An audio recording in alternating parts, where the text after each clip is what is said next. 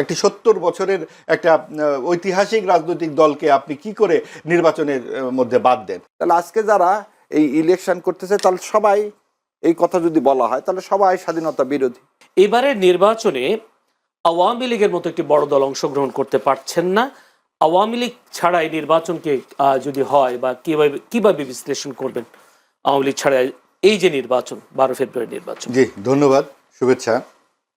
আসলে এটা তো বেশ একটি অনেক দিনের পুরনো বিতর্ক, কারণ শুরু থেকেই এই বিষয়ে অনেক দ্বিধাদ্বন্দ্বের ব্যাপার ছিল।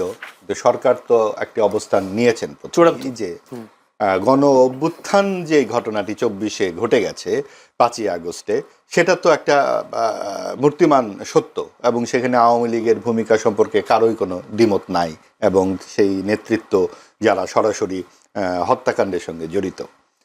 তো একটা বিষয় ছিল যে এটা যেমন সত্য, আবার এও সত্য যে আওয়ামী লীগের সকল কর্মী, সমর্থক, নেতা এই হত্যাকাণ্ডের সাথে জড়িত ছিলেন না। তাদের অবস্থাটা কি হবে এই ভোটে? শুরু থেকেই এরকম একটা বিতর্ক ছিল, এবং 30টি রাজনৈতিক দলের সঙ্গে যখন সরকার সংলাপ শুরু করলেন এবং 9 মাস ধরে এই সংলাপটি চলল, তখন বোঝা গেল যে সরকার আসলে এই ব্যাপারে দৃঢ়চিত্ততার সাথে এগোচ্ছেন, যে তারা শুধু আওয়ামী লীগ নয়, আওয়ামী লীগ ও সমমনাদেরকে নির্বাচনের বাইরে রাখবেন, এবং দেশে এক ধরনের ডানপন্থার যাতে বিকাশ হয় তাতে সরকার সক্রিয় ভূমিকা রাখবেন। সেটা আমরা দেখলাম যে জাতীয় পার্টি তো যাচ্ছে, জাতীয় পার্টি যাচ্ছে বটে, কিন্তু জাতীয় পার্টিকে নিয়েও অনেক বিতর্ক আছে। 14 দল, আপনার সিপিবি সহ বাম দলগুলো 30 জুলাই থেকে আলোচনা থেকে উঠে চলে গেল, যে ধর্মনিরপেক্ষতা ও সমাজতন্ত্র এই আপনার সংস্কার আলাপ থেকে যখন সিদ্ধান্ত হলো সংবিধান থেকে বাদ যাবে, তো এই বিষয়গুলো নিয়ে তারা আর এগুলো না।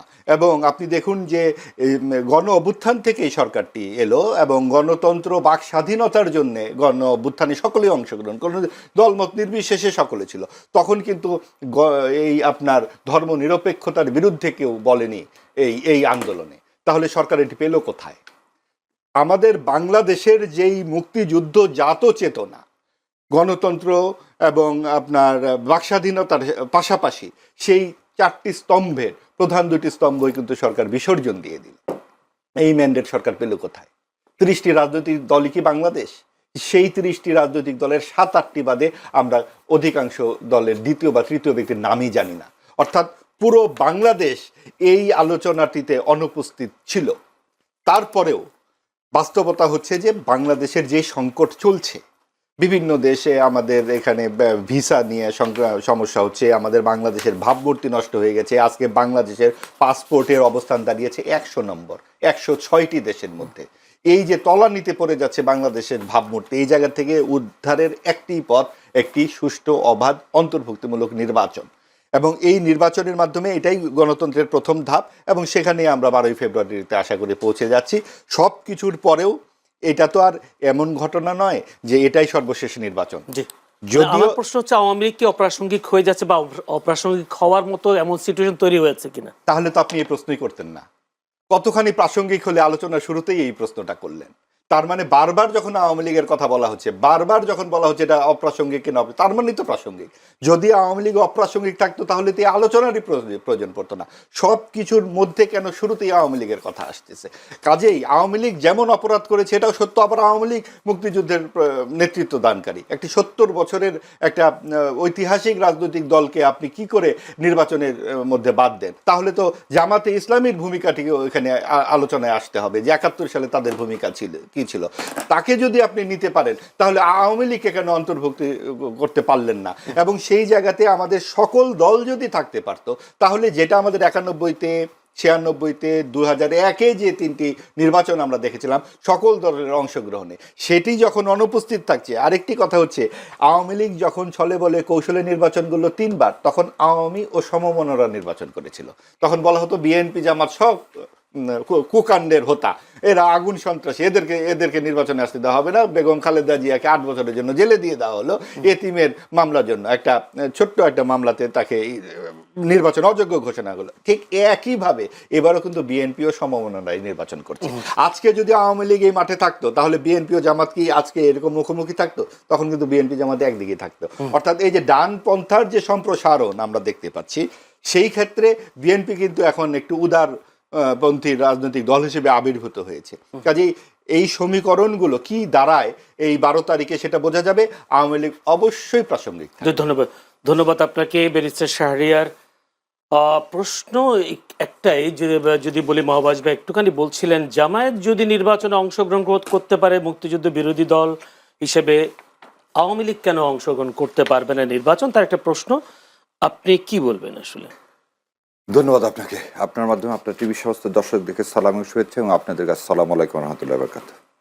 প্রথমে মাহবুব ভাই, উনি তো সাংবাদিক মানুষ, অনেক পড়ালেখা, আমি তো কি বলবো নগণ্য সেই তুলনায়। এনিওয়ে, প্রথমে একটা জিনিস দেখায় দিই যে আমাদের পাসপোর্ট হচ্ছে 92 গ্লোবালি, এবং কতগুলোর মধ্যে 192-র মধ্যে। সো এবং এটা 2025 সালে ছিল 100, সো 8টা থেকে উপরে আসছে। এর আগে ছিল 210, সো এগিয়ে এসছে, 8 ধাপ আমরা ইমপ্রুভ করছি। সো 110 থেকে 1 বছরের 1.5 বছরের মাথায় তাহলে 18 ধাপ উপরে এসছে। সো এটা এই যে আমি দেখাই দিলাম, সেজন্য আমি দেখাই দিলাম যে পাসপোর্ট অফ বাংলাদেশ, এটা এই আপনি গুগল যে কেউ করলেই দেখতে পাবে। এনিওয়ে, সো পাসপোর্টের মান কমে গেছে, তা না উল্টা বেড়ে গেছে, 18 ধাপ উপরে উঠছে, এবং আমরা এখন 45টা দেশে বিনা ভিসায় যেতে পারবো। এবার আসেন, দেশের 2-4টা নাম বলবেন? না, আমার ওইটা প্রাসঙ্গিকটা আপনি বলছেন যে 100, সেটা আমি বলে দিলাম, যে কারেকশন করে দিলাম আপনার সাথে। আমার এই যে আমি সেজন্য এটা দেখাই দিলাম আপনার কাছে। যদি 100 টাকা ওটা আমাদের বুরুন্ডিতে যাওয়া যাবে আমাদের। বুরুন্ডি কোথায় গেলাম না গেলাম, দ্যাটস ইমম্যাটেরিয়াল। ম্যাটেরিয়ালটা হচ্ছে আপনার পাসপোর্টের ধাপটা উপরে উঠছে কিনা। সো ওই জন্য একটু বললাম যে আমরা যখন আসছি ভাইয়ের সাথে তো বসছি, ওই জন্য একটু ইয়ে করে হয়তো কথা বলতাম। দ্বিতীয় কথা, আপনি যে প্রশ্ন করছেন সেই প্রশ্ন, 2টা বয়ান তৈরি করা হচ্ছে। একটা বয়ান হচ্ছে আওয়ামী লীগ, নিরীহ আওয়ামী লীগ, আওয়ামী লীগ এবং নিরীহ আওয়ামী লীগ। সো মুজিববাদের মধ্যে নিরীহ মুজিববাদ আর মুজিববাদ বলে কোনো কিছু আমার কাছে নাই, এবং আমি যেগুলো বলতেছি এগুলো সব আমার পার্সোনাল ওপিনিয়ন বলতেছি। দ্বিতীয় কথা, ভাই আর একটা কথা বলছেন এখানে, ধর্মনিরপেক্ষতা এবং সমাজতন্ত্র, এই 2টা হচ্ছে পিলার। এই 2টা পিলার হচ্ছে ইন্ডিয়ান ক্রাফটের। এটা আমি সব জায়গায় বলছি, এটা হচ্ছে পুরাতন কথা, এটা নতুন কথা না। এবার আপনার প্রশ্ন উত্তর দিই। বাংলাদেশ জামাতে ইসলামী যদি ভোট করতে পারে তাহলে আওয়ামী লীগ কেন পারবে না?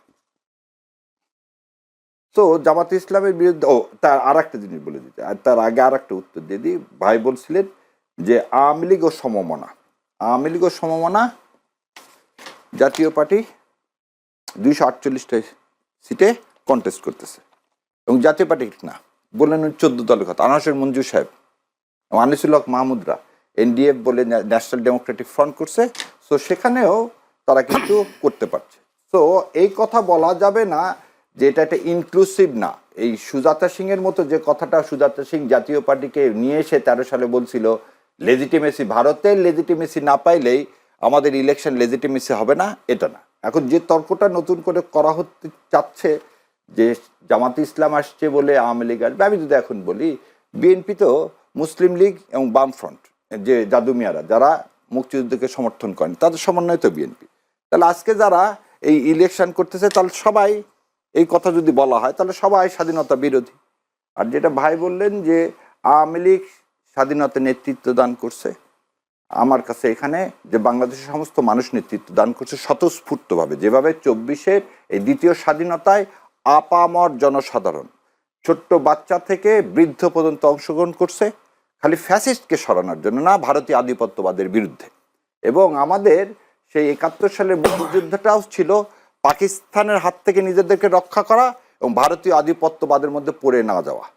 এটাই ছিল মানুষের চাওয়া, যেটা 72 সালে আমরা দেখলাম যে না, ভারত আমাদের স্বাধীনতাটাকে ছিনতাই করে নিয়ে গেছে, এবং এই ছিনতাই করতে ছিনতাইকারী হিসাবে ইউজ হয়েছে বাংলাদেশ আওয়ামী লীগ। সো এই যে ছিনতাইকারী 2বার আমার দেশের স্বাধীনতাকে সার্বভৌমত্বকে ভুলণ্ঠিত করছে, তার সাথে জামাত ইসলামের তুলনা করা কোনোভাবে প্রাসঙ্গিক না। তো সেই কারণে জামাতে ইসলাম এবং আওয়ামী লীগকে এক জায়গায় করা যাবে না। আর আওয়ামী লীগের বিরুদ্ধে জাতিসংঘের তদন্ত রিপোর্ট আছে, আপনারা হয়তো দেখবেন 71 সালের পরে 2টা কমিশন হয়েছিল, একটা হোয়াইট পেপার হয়েছিল আর আরও হামিদুর রহমান কমিশন হয়েছিল। এই 2টা কমিশনের রিপোর্ট যদি আপনারা পর্যালোচনা করেন এবং তার ভিত্তিতে 17 বছর তো আওয়ামী লীগ ক্ষমতায় ছিল, তো মানবতা বিরোধী অপরাধে জামাত ইসলাম এদের দল কেন করলেন না? এবং আজকে সর্বোচ্চ আদালত থেকে এটা প্রতীয়মান, যাদেরকে আপনারা ফাঁসি দিয়েছেন that is a judicial killing, এবং এই লোকগুলোর সাথে কোনোভাবে এই অপরাধের কোনো কি ছিল না, সম্পর্ক ছিল না। ক্ষমতার পালাবদলে কি আবার চেঞ্জ হতে পারে জুডিশিয়াল এর রায়গুলো? এই জিনিসটা হচ্ছে কি, আপনি যদি ইনস্টিটিউশন না করেন কখন এগুলো চেঞ্জ হবে? চেঞ্জ হবে হচ্ছে যদি আবার একটা হাসিনার মতো আর একটা হাসিনা আসে, কখনো আর একটা মুসলিনি আসে, আর একটা হিটলার আসে, তাহলে আবার সে করতে চাবে কি বিচার বিভাগকে তার নিজের জন্য কন্ট্রোল করতে চাবে। আর যদি সেটা না করতে চাওয়া হয়, ভাই আমাদের সবার একটা স্বপ্ন হচ্ছে একটা বাংলাদেশ, যে বাংলাদেশটা দাঁড়িয়ে থাকবে আত্মমর্যাদার সাথে, যে বাংলাদেশে ক্রিকেটরা খেলতে পারবে সারা পৃথিবীর সাথে, যে ক্রিকেট খেলার জন্য কোনো দেশের উপর আমাকে কি করতে হবে না, আমার উপরে তাকে তোষামত করতে হবে না। এবং আজকের যে বাংলাদেশ, খেললাম না তোমার T20, কিন্তু তারপরে আমি তোমার আধিপত্যবাদ মেনে নিব না, এটাই হচ্ছে বাংলাদেশ।